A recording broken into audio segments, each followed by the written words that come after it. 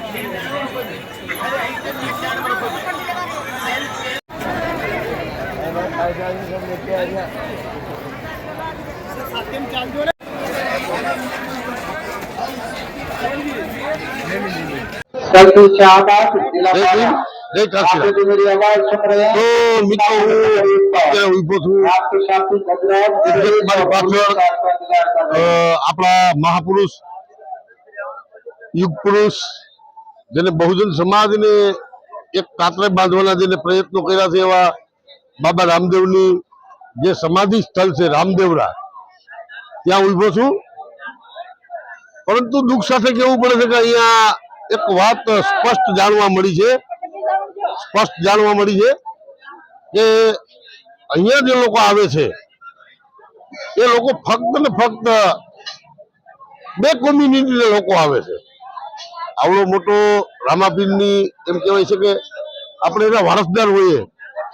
બુદ્ધ પછી જો કોઈ ક્રાંતિ કરી હોય અને બુદ્ધ પછી જો કોઈ આ વિચારધારાને આગળ ધપાવી હોય, જેને બહુજન હિતાય બહુજન સુખાય, આપણે સાદી ભાષામાં કહીએ તો 18 આલમને એક કરવાના જેને પ્રયત્નો કર્યા હોય છે એ આપણા બાબા રામદેવ છે.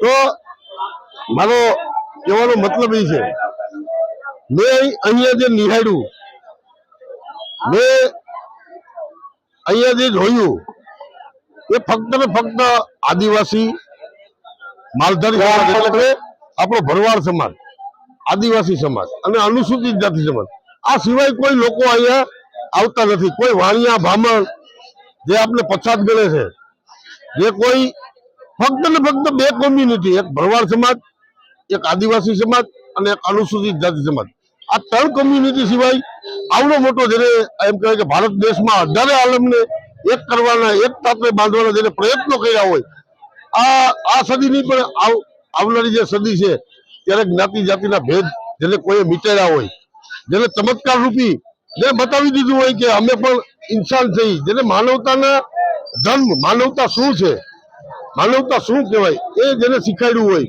એ બાબા રામદેવ છે.